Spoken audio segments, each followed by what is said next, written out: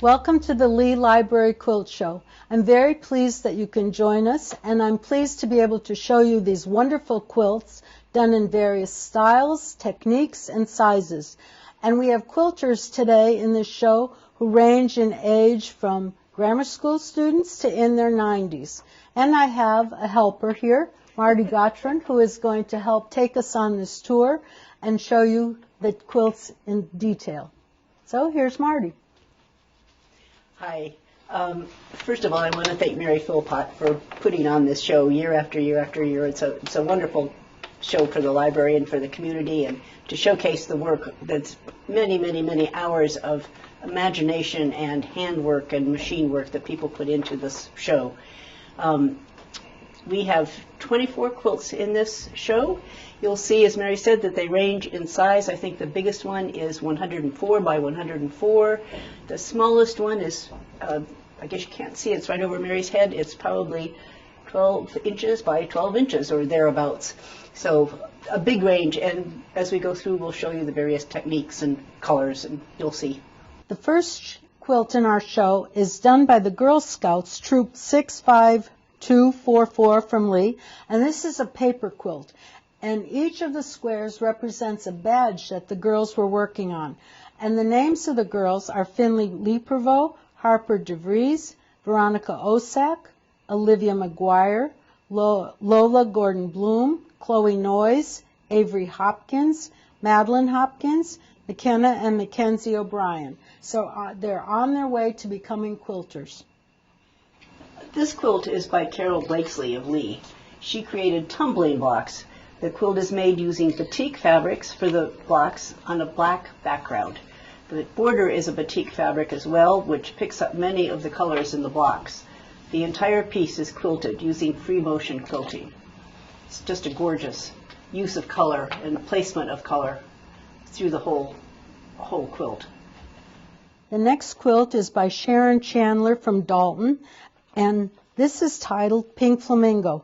Sharon embroidered the cross-stitch flamingos by hand, and she used machine stitching to put the squares together and then hand-quilted the piece. This is from Hirschner's Craft magazine and took 2 years to complete, but she didn't work on it during the summer so they wouldn't get soiled. And this beautiful quilt will be a gift for her cousin in Florida, and Sharon has included a matching pillow to go along with it. Irene Carnevale created this wonderful whimsical quilt titled Merry Merry Snowman. This is a Bunny Hill design pattern.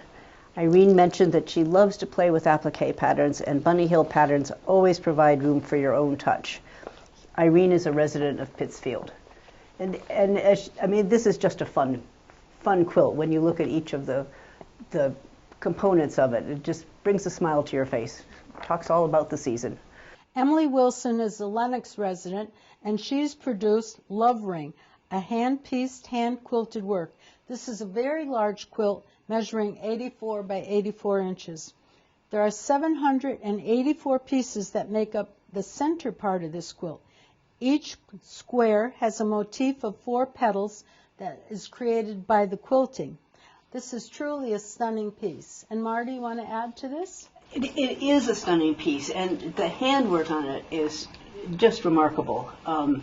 When one thinks of the hours that it takes to do this kind of thing, and the perfection of her, where her corners meet up in her squares, and with the circles, I mean, that's not easy to do. It's really a beautiful, beautiful piece of work.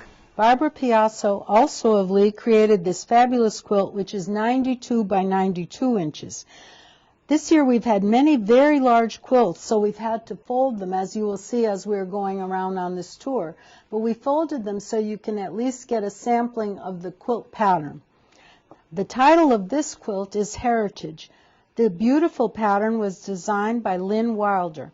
The many intricate pieces were pieced on Barbara's mother's Singer featherweight machine, and Barbara thought that kind of matched the heritage theme that's going on here between the fabrics and the machine. The quilt was machine quilted by Barbara's sister, Mary Stafford. This quilt was also exhibited at Hancock Shaker Village. Marcia Dolman of New Marlborough, Massachusetts, created 12 Days of Christmas. This is a whimsical quilt with lots of details in every square. It takes lots of careful looking to see all the details which extend into the borders. Marcia hunted for the perfect ring for the center square. Five golden rings, is it? Yeah. And ended up buying a package that had 36 rings. And so she now is prepared for quite a few more quilts. The quilt was made in Pefferlaw, Ontario, Canada, at her daughter's house, where she stayed during COVID. Catherine Carcetti of Pittsfield is exhibiting her seed packet quilt. This was designed by Granny's Legacy and was a block-a-month project. Each packet has a beautifully detailed embroidered flower. This is a wool applique and embroidery project, and it has absolutely fabulous details on those packets. Mary Pouleri of Lee made this quilt for her son, who's a volunteer fireman. The quilt is called Firehouse Memories. This is a t-shirt quilt using the quilt as you go technique. The squares for the border of this bed quilt, which drops down, have the emblems on them. The t-shirts were part of her son's collection and some donations as well. Mary? As Mary was making this quilt, she ran out of squares, and so she was looking for various donations of pieces for this, and she's also embroidered some of the squares, as you can see. But some of the pieces come from friends, and some were Chief Sparks's t-shirts also included in this. So this is truly a wonderful firehouse memory quilt. This wall hanging by Elizabeth Leonard from Pittsfield is another example of wool applique and embroidery. The piece is titled Shaker Seeds. The pattern is from Pickering Farms. It's just a lovely little quilt. It'd be fun to have in your kitchen or over your dining room table. The next quilt is Sharon Chandler's quilt, which is titled Roman Holiday. This is made from a pattern in a 3-yard quilt book by Donna Robertson. Sharon had this yard of owl fabric and thought it was the perfect pattern to include in this quilt. The owl blocks appear on a frame of green, and the piece was quilted using free motion quilting by Bruce Carnevale. Barbara Kugley of Dalton presents us with this quilt titled 'Tis the Season. This was created from a wide variety of traditional holiday fabrics in various shaped pieces. The result is this stunning quilt. Irene Carnevale's split 9-patch quilt was made with wool, silks, cotton, the most expensive fabrics Irene has ever worked with. It has wool used in the finest men's suits, silks, and cottons from high-end men's shirts. The textures make the simple split 9-patch block extra special.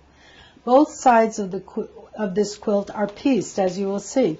The front has the wool pieces, and the back has shirt and tie fabrics. This is really a very elegant quilt and has just beautiful dramatic effects.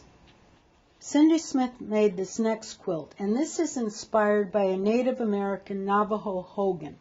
This quilt is called Facing East. The log cabin blocks in this quilt were inspired by log framing of the traditional Navajo hogan. The blue in the sky represents the sky seen through the smoke hole. It also reminds Cindy of the beautiful turquoise stones for which Navajos are noted. And this is truly a stunning quilt, and you can see when it's open all these beautiful shapes and colors. Debbie Gangel and Cindy Smith, both of Lee, made this quilt, which is called Samara's Dance. This is the second year of buying fabric during the shop hop and creating a quilt in 2 weeks. They love this maple seed fabric, but could only find 1 yard online. Imagine their delight when they found yards of this fabric at Apple Tree Quilts in Auburn on the shop hop. Serendipity. And here it is with the Samaras, the little maple seeds, which some of us call helicopters, dancing between the maple leaves. This is quilt is folded up because it's quite large, but it is just an absolutely gorgeous, well-made quilt. And it's so fun to think that they do this in just 2 weeks. You know, they get the idea, they put it together. It's just fun. The pandemic produced quite a number of quilts that found their way into our show. And in the middle of the pandemic, Ellen Coburn of Monterey struggled to find fabrics that she liked online. Finally, she found a site with appealing fabrics for the nature theme that she wanted. The result is this lap quilt titled Nature. Ellen incorporated 22 fabric patterns in this quilt. Many of the 2-inch squares of these fabrics became the queen-size postage stamp quilt she made later on. And there's wonderful images on this, from plants to animals, and wonderful coloring. It really is a very lovely laptop quilt. Diane Westpeiser's quilt, At the Edge, was created for Make a Difference Challenge, sponsored by the Modern Quilt Guild. As Diane stands at the ocean's edge, she wonders if mankind is at the edge of no return. Can the fish populations ever be restored? Will the plastic waste washing ever end? Is it too late to ensure that the ocean will continue absorbing carbon dioxide and moderating the climate? This quilt represents Diane's views at the edge of the ocean, praying and hoping for a better future. The challenge was a fundraiser, and Oceana was the recipient of the funds, which really pleased Diane. The techniques used to create this quilt include inset piecing, improv piecing, embroidery, and free motion quilting. This is what you would call a modern art quilt, and she is a master of doing these pieces, which are just intricate. They look simple, but they're not simple. And they have won awards in the past as well. Yeah. Elizabeth Leonard of Pittsfield created the next quilt. Last year, Liz created a miniature quilt with over 1,200 pieces, and this year her quilt is the largest quilt in the show at 104 by 104 inches. It's called Storm at Sea. This was the first time at our reception that Liz saw her quilt hanging and was very pleased to see the results. Up to that point, she didn't have enough room to spread the quilt out where she could see the whole effect. Her shading of the water and the movement of the pattern gives a wonderful representation of a storm at sea. The next quilt is by Christine Hover of Pittsfield, and her quilt is titled Spring Quilt. And this quilt was made from the Pittsfield Senior Center and during their Spring Mystery Quilt. Each year they have a spring and fall mystery quilt, and they find that it's a lot of fun to do.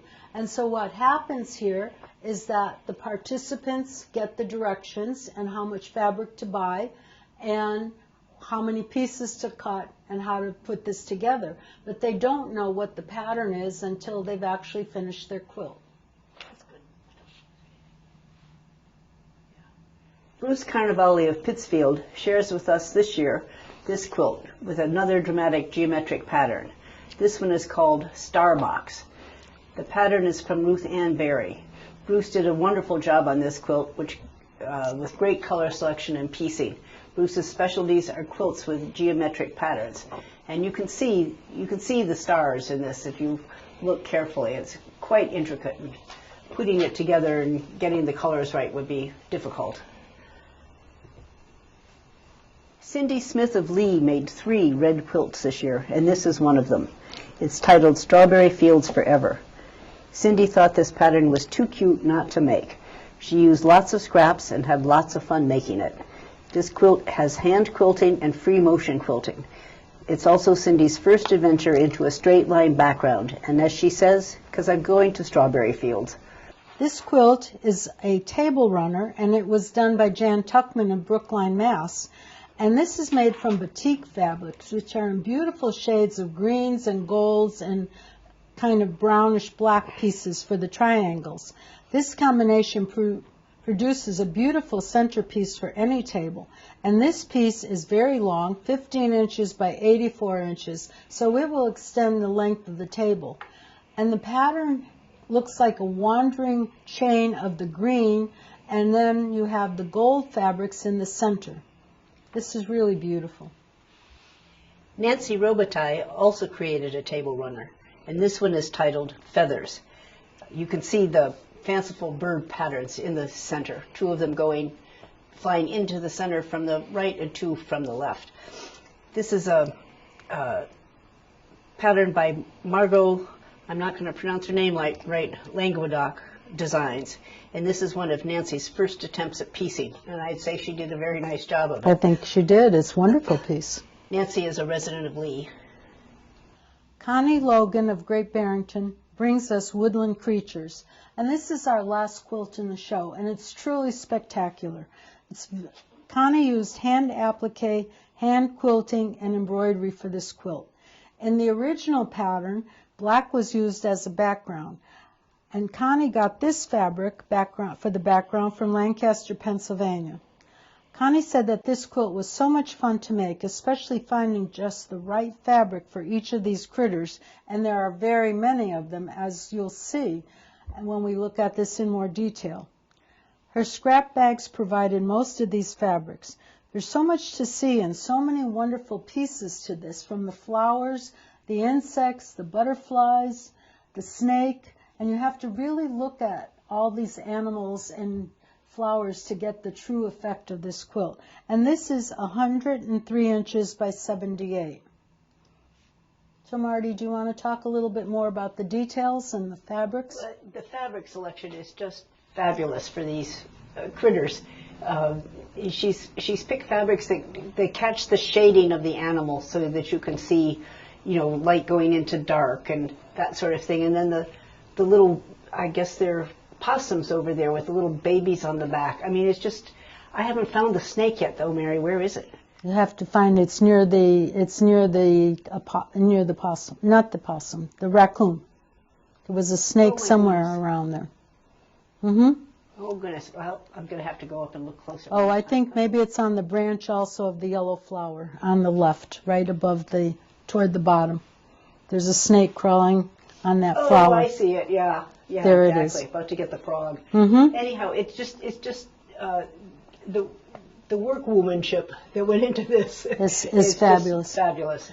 And Connie has been a teacher of applique in the past, and we've also exhibited some of her beautiful pieces here in other quilt shows.